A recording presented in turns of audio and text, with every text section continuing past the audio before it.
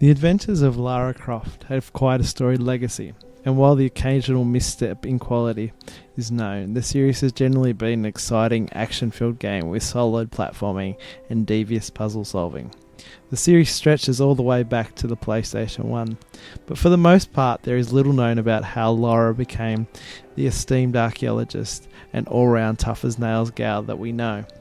This all changes in her new adventure, simply titled Tomb Raider. Game opens with a shipwrecked cruiser. On it, a team looking for the lost Japanese kingdom of Yamatai, home to the legendary shaman queen Himiko, who was said to hold mystical powers. One of the wrecked survivors, Lara Croft, is a young English archaeology student who is forced to survive on a mysterious island, where dangers come in the form of the perilous and harsh environment and the island's cult-like inhabitants.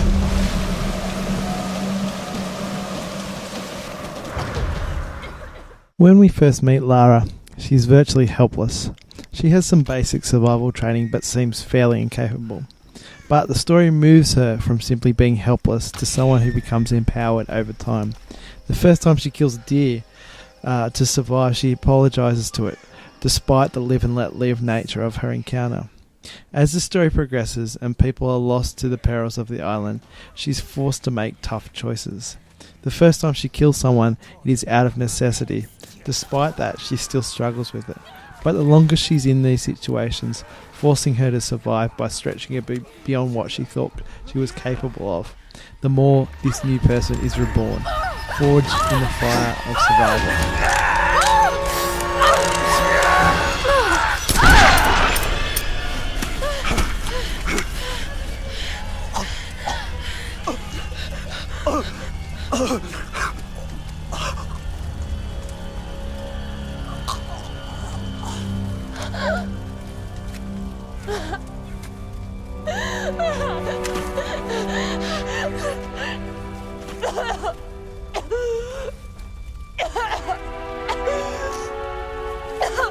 Oh, God!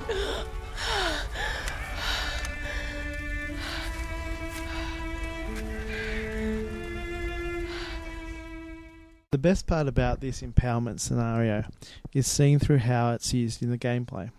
The first hour or so is filled with many quick-time events. A lack of control for the player represents a lack of control for Lara, as she's often quite literally thrown from circumstance to circumstance. It might seem frustrating at first, but it complements the goals of the storytelling.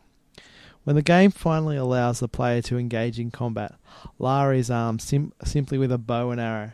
It is pretty crummy and barely holding together, and only a step away from hand-to-hand combat, but it is a tool for survival.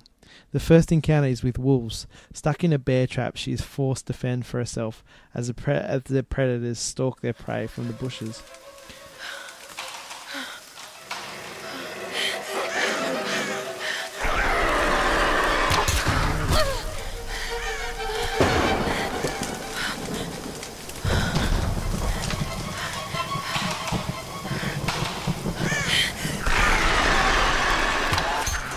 As the game progresses, you will upgrade your arsenal, giving you machine guns and shotguns, as well as access to recurve blows with explosive tips and napalm tips.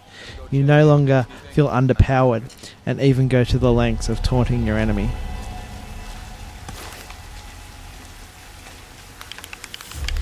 Oh, damn it! Burned out again. Surprised they even work after so many years. Someone shoot him?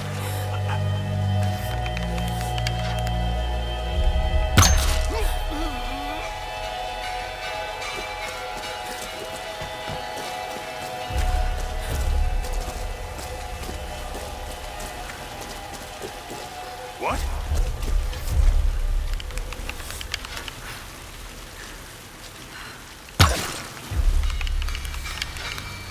Oh, shit!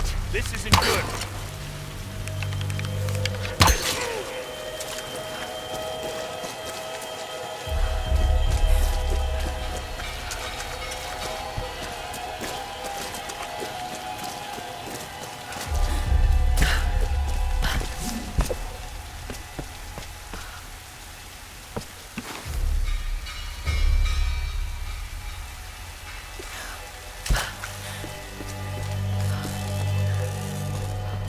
You're gonna die!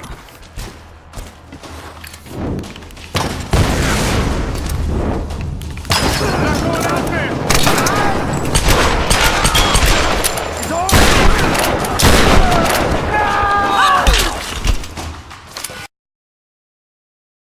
He's In addition to all that action, there is a lot of traversal.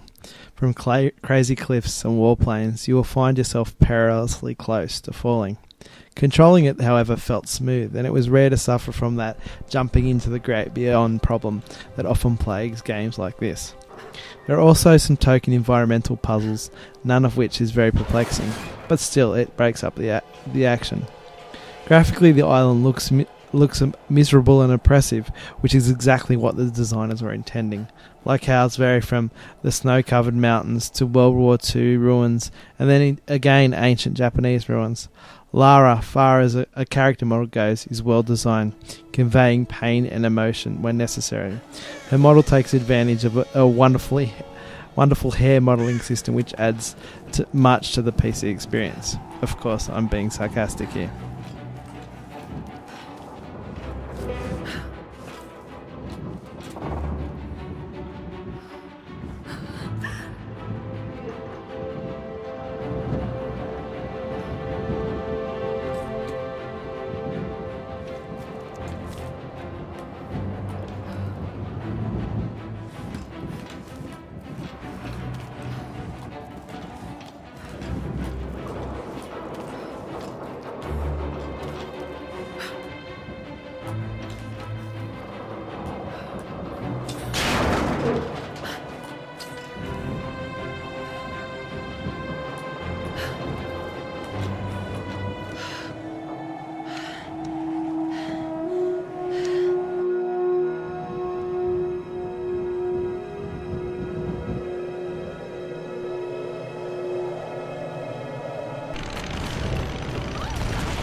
It's with a great deal of irony that the reboot of Tomb Raider takes many of its cues from the Uncharted series. From combat and scripted moments to witty one-liners, it seems like a fair comparison.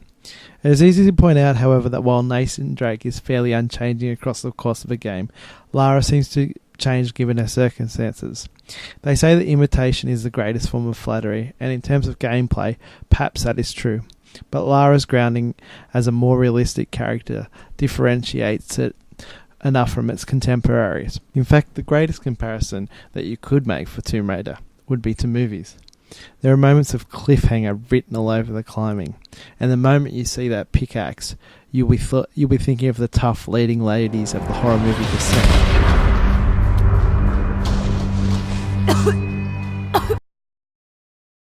Multiplayer, while completely superfluous, is not poorly designed.